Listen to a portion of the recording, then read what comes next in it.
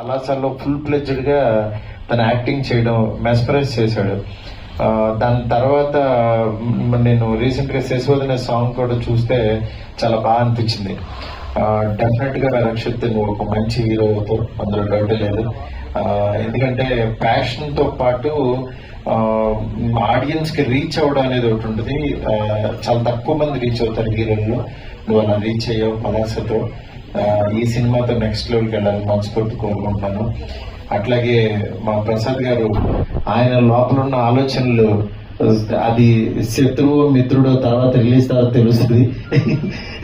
ఎందుకంటే ఆయన చాలా ప్యాషన్ గా రాసుకున్న కథ, అంటే ఒక తెలుగు పద్యం చెప్పాలని తపన పడటం, సినిమాలో ఒక మంచి విషయం చెప్పాలని, నెక్స్ట్ ఒక నావెల్ చదివితే ఎంత ఇంట్రెస్టింగ్ గా వెళ్తుందో అలా సినిమా తీయాలని, అట్లాగే పబ్లిసిటీ కూడా సినిమాలో ఉన్న క్యారెక్టర్ పాపం అతని ఫేస్ చూపించుకోవడానికి లేకుండా అతనికి ఒక ముసుగేసి కార్నర్ లో కూర్చోబెట్టారు.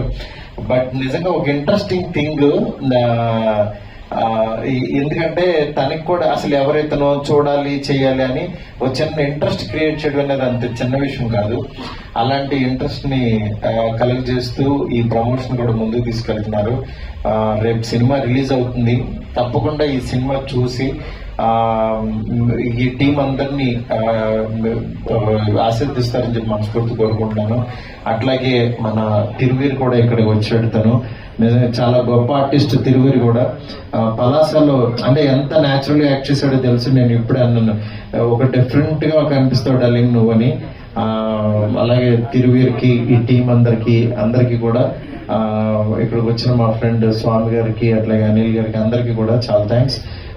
ఈ సినిమాని రేపు చూడండి, చూసి ఎంజాయ్ చేయండి. డెఫినెట్ గా మంచి సినిమా అవుతుందని నాకైతే నమ్మకం ఉంది. ఎందుకంటే నేను చూశాను, మంచి థ్రిల్లింగ్ ఎలిమెంట్స్ తో చాలా బాగుంటది. ఇలాగే ఉంటది, ముగ్గురు ఉంటే ఒక విచిత్రంగా ఉంటుంది.